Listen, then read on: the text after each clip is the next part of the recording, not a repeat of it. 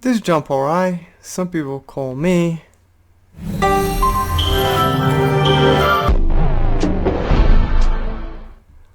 Alright, I haven't reported on this yet. This is my first time looking at this new Bond movie. I know what it is. I know that James Bond will be replaced by a colored woman. No, well, not James Bond, but 007.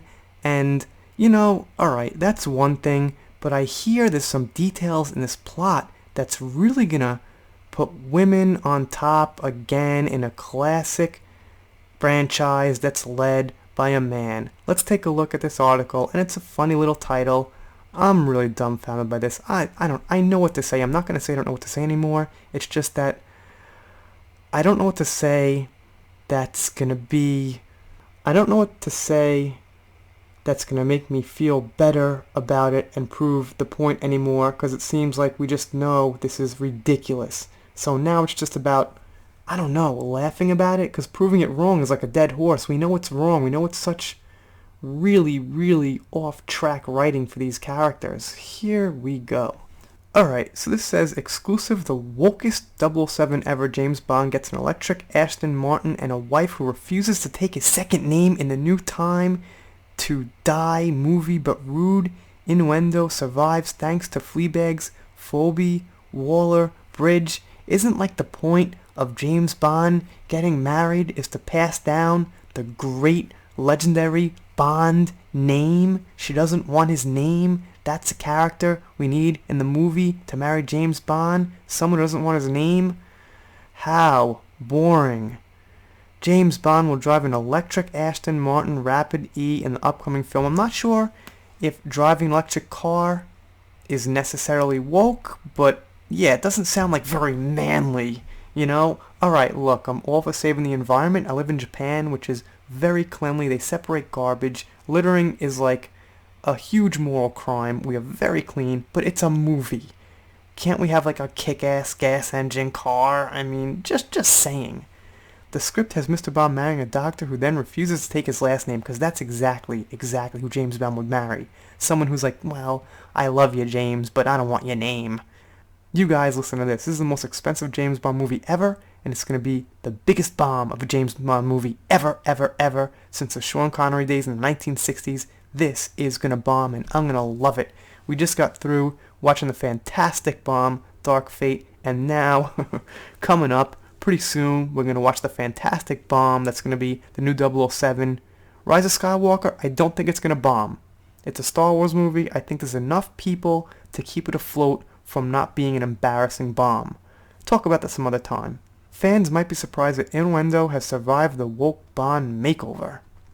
It has been billed as the most political correct James Bond movie yet. Yeah, no S-H-I-T. But No Time to Die has not entirely done away with Benny Hill-style innuendo the mail on the Sunday can reveal. I might be pronouncing this word wrong. It's not the easiest word to say when you're half asleep. In one scene, Daniel Craig's suave secret agent is struggling to get a seaplane airborne as his passenger cries out, "Get it up, get it up." Alright.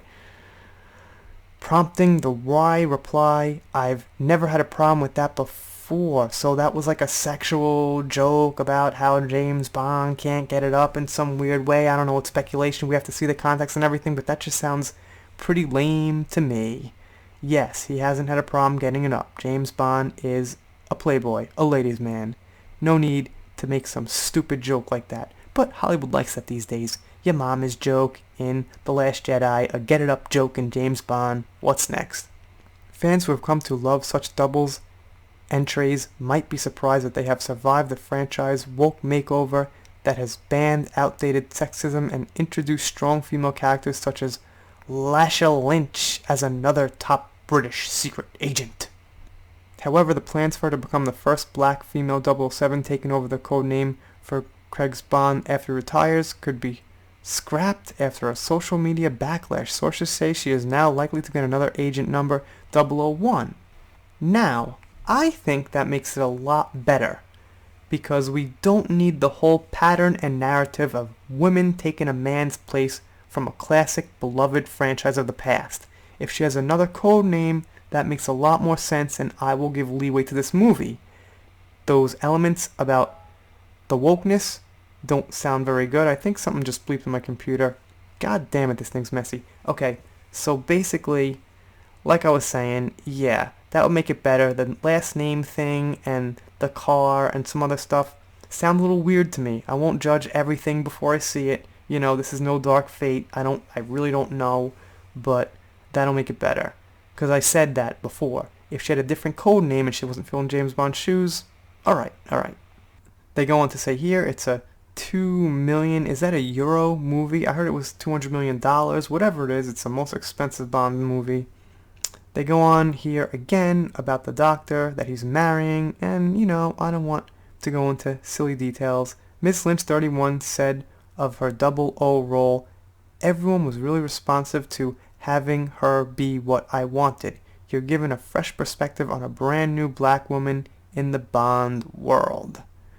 Yeah, I just don't see why it's necessary to have all these new characters in the old classic franchises when they could just be continuing the franchises as they were. Anyway, I'm doing shoutouts, special thanks, things like that. Smash the subscribe button if you haven't. I have a lisp sometimes. I screw up the end of videos. I'm hoping it's funny. Maybe it's not. I'll see you next time.